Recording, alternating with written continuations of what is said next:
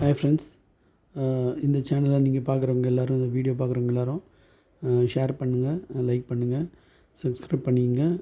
Bell icon தொட்டு notification வரும். Video உங்களுக்கு நான் போடுற புது வீடியோலாம் உங்களுக்கு நோட்டிஃபிகேஷன் வரும். அதுக்காக நீங்கள் அந்த பெல் ஐக்கான் டச் பண்ணிங்க.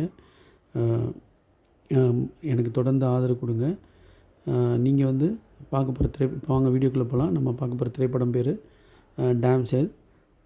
இந்த நெட்ஃப்ளிக்ஸில் இந்த வருஷம் வந்து வெளியான தமிழ் டப்பிங்கோடு கிடைக்குது. இந்த படம் வந்து ஒரு ஃபேண்டசி த்ரில்லர்னு சொல்லலாம். ஸோ இந்த படத்தில் நடித்தவங்களாம் பார்த்திங்கன்னா Millie Bobby Brown, Ray Winstone, Angela Bassett, Brooke Carter, Nick Robinson, Robin Wright, Milo Twomey, Nicole Joseph, Yuli Akkerman, Patrice Naiambana, Mensah Tamakloe, Ezra Faroque Khan, Brogan McFlurin, Tasha Lim மற்றும் பல நடிச்சிருக்காங்க. இதை டைரக்ட் பண்ண பார்த்திங்கன்னா ஜோ கார்லோஸ் ஃப்ரென்சாண்டிலோ. ரைட்டிங் வந்து அவங்க credit வந்து Don மேசியோன்ற உங்களுக்கு போகுது. இந்த படத்தோட கதைன்னு பார்த்திங்கன்னா, கடும் உணவு பஞ்சத்தில் வறுமையில் வாடிக்கிட்டு இருக்க இளவரசி எலோடியோட நாடு. அந்த சூழ்நிலையில் ஆரியான்ற செழிப்பான நாட்டின் இளவரசருக்கு எலியோட பெண் கேட்டு தூது ஒன்று வரும்.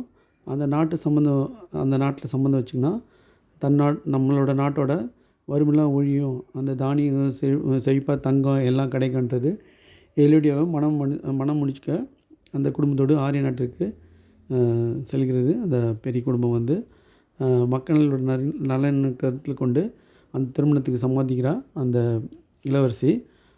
ஆனால் அந்த திருமணத்துக்கு பிறகு சடங்குன பேரில் மலை உச்சியில் உள்ள குகையில் புகுந்த வீட்டில் நயவஞ்சகமாக சிக்க வைக்கப்படுறாங்க எலோடியாவை.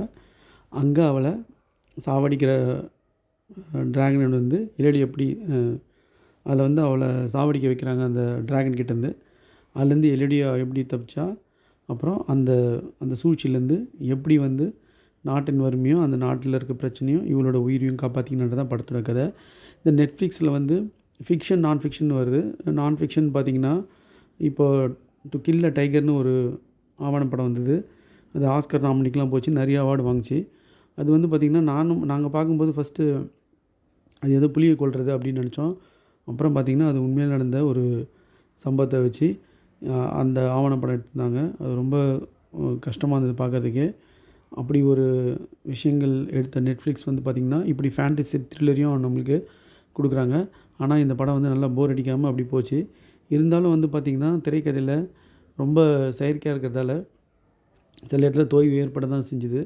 ஆனாலும் இது வந்து போர் அடிக்காமல் போன ஒரு நார்மலான ஒரு நெட்ஃப்ளிக்ஸில் வந்து ஒரு நான் ஃபிக்ஷன் ஃபேண்டசி த்ரில்லரை நிஜமாக ஒரு வாட்டி பார்க்கலாம். அதில் வர மாயாஜால சீன்ஸ், அந்த இந்த சீன்ஸ்லாம் வந்து விஎஃப்எக்ஸ் சீன்ஸ்லாம் வந்து பார்த்திங்கன்னா ரொம்ப லைக் பண்ணுற மாதிரி தான் இருந்தது.